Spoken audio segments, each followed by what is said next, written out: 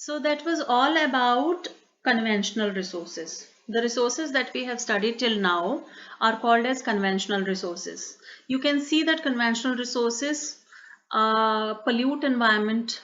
When they are burnt, there is a lot of smoke produced. They are expensive. They're digging the earth. Excavation sites are so badly kept. Land is excavated and it leaves deep scars on the surface of the earth. Minerals are being taken out from the surface of the earth and leaves the land, abandon the land like that. So conventional resources of energy, like what we have studied earlier, cause a lot of pollution. If we talk about non-conventional sources of energy, first of all, you should be knowing the difference between what we have studied about coal and petroleum and what are these resources and how they are different. So you might get a question on differences between conventional and non-conventional sources of energy. Girls, please remember, conventional resources, the word conventional means old. As I told you, coal was in use when industrial revolution began. So it was in 1950s when we started using coal. Like Digboy was commissioned in 1956. So these are the old resources. So you can say first point as conventional resources are in use for a longer period of time, while these wind energy, solar energy are new. So non-conventional resources are relatively new discovery. Conventional resources like petroleum and coal pollute the environment, while non-conventional resources like solar energy and wind energy doesn't pollute the environment. Conventional resources like petroleum and coal are non-renewable. If you use them once, you just get ash or smoke. But non-conventional resources, you keep using them and they will keep coming to you. They don't finish, so they are renewable. These are the three differences which you can write: old, new, polluting, non-polluting, non-renewable, renewable. Okay, these are the three differences which can be written, and you won't get a question more than 3 marks, so you can remember it. Now talking about the first important non-conventional resource, that is solar energy. Solar energy was used by human beings since long time for drying of clothes and drying of seeds and all that. But recently we have started converting sun rays into photovoltaic energy and even preserving it.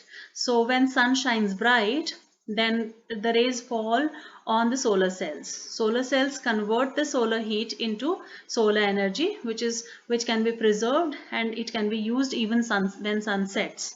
So this is solar energy. The largest solar power plant in India is in Bhuj in Gujarat and also in Jaisalmer in Rajasthan.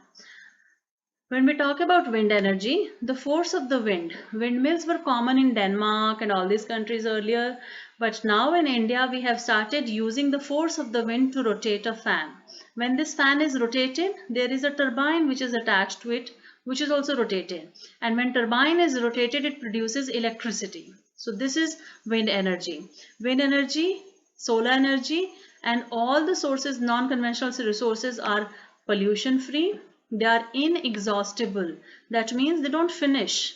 You can't say that today I used 10 million ton of wind and I am left with now 50 million ton. There is no record of it. There is no record of solar energy also. You can't say that today I used 20 grams of sun's heat and now remaining 50 grams I'll use tomorrow. So it is inexhaustible. It needs a very simple machine. Solar cells, solar lanterns and all that are so simple. It has a simple machinery. Even people can make it on their own.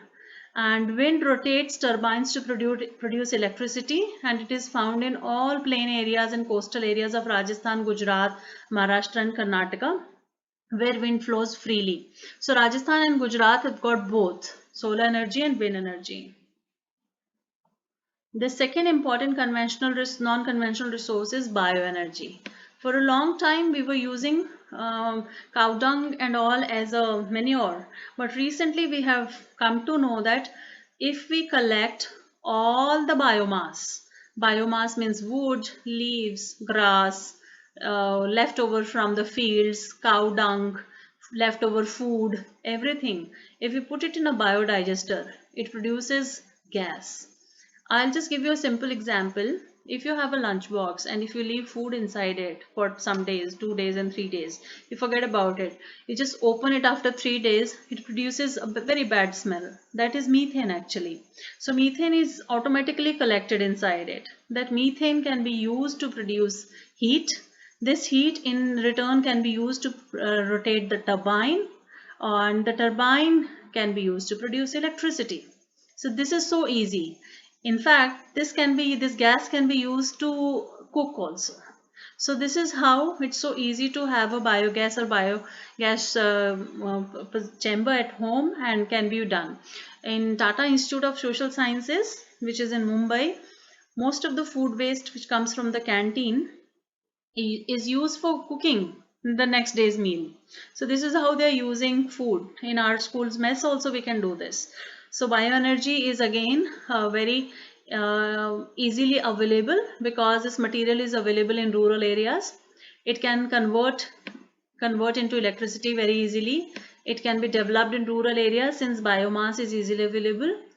It is clean source. It is cheap, and one such example is in Okhla in Delhi. This you should remember because generally board gives 1 mark question from here. Give an example of bioenergy in India. So Okhla in Delhi is an example.